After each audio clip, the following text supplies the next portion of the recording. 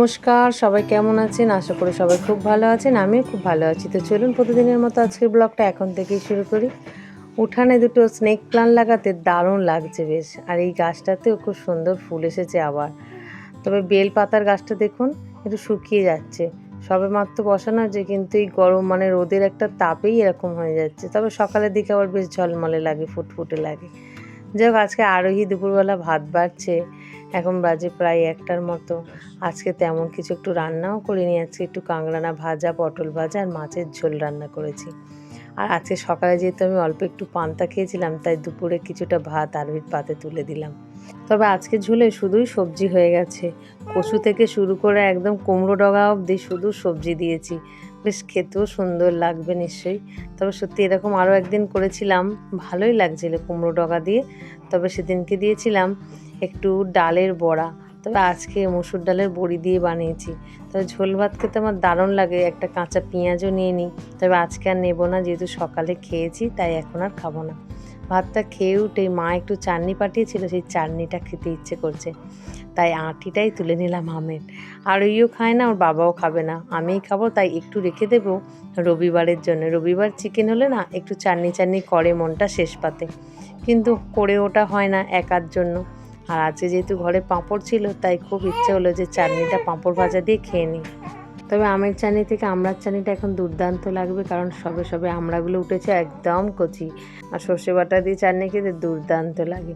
যাই হোক, চলুন, মোটামুটি আমার আমের চাটনি খাওয়া হয়ে গেছে। পাঁপড় ভাজা দিয়ে ভালো করে মাখি। আর এদিকে আকাশটা দেখছি বেশ হরহর গড়গড় করে ডাকতে শুরু করেছে। এই যে উঠানে নেমে দেখি ইনি আবার এসেছে। তবে সাইকেলটা ভ্যানটার ভয়েতে দৌড়ে পালিয়েছে ছুটে। আমাদের এখানে বেশ আশপাশে গরগিল ভালোই দেখা যায়, আর মাঝে মাঝে বাড়ির দিকেও চলে আসে। আর আকাশটা দেখুন আছে কি দারুণ লাগছে। তবে এটা দেখে কিন্তু একটু মনে স্বস্তিও আসলো। গরমটা অনেকটা কমে গেছে হঠাৎ করেই যেন। সকাল থেকে যে গরমটা ছিল, মেঘলা আকাশের গরম, মাঝে মাঝে রোদ্দুর উঠছিল, একদম যেন বাড়ির মধ্যেও টেকা যাচ্ছিল না, সেই তুলনায় বেশ স্বস্তি পেলাম।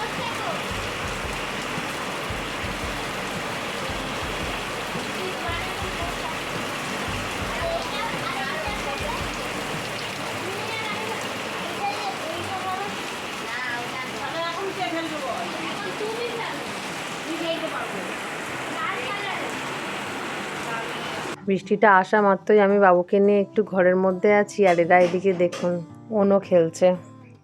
তবে ছোটোবেলায় আমরা এরকম বৃষ্টির ওয়েদার পেলেই নয় পুতুল খেলতে বসতাম, আর নয়তো চুরি ভাঙা নিয়ে বসতাম। তবে হ্যাঁ, আরও একটা খেলা ছিল, যেটা হচ্ছে পাথর দিয়ে হাত নাচিয়ে নাচিয়ে খেলা ছিল। তো ওটাও খেলতাম খুবই, এরকম বর্ষাকালে যেখানে বসতাম তখন আমাদের ব্যাচের অনেকজন আমরা ছিলাম, আর এই খেলা হতো। যাই হোক, আজকের বর্ষার ওয়েদার দেখে চাউমিন বানিয়েছে, চাউমিনটা দুর্দান্ত স্বাদ হয়েছিল, খুব ভালো লেগেছে। সবাই মিলে খেলাম একসাথে। রাতের ডিনারে চাউমিন করেছিলাম। ওরা যেহেতু ডিম খায়, ওদেরকে ডিম দিয়েছি, আমার ডিম ছাড়া। তো চলুন, খাওয়া দাওয়া করতে করতে ভিডিওটা এখানেই শেষ করছি। আগামীকাল একটি নতুন ব্লগে আবার দেখা হবে। সবাই সুস্থ থাকবেন, ভালো থাকবেন, সবাইকে ভালো রাখবেন। আর ভিডিওটা কেমন লাগলো অবশ্যই কমেন্ট করে জানাবেন। চলুন, টাটা।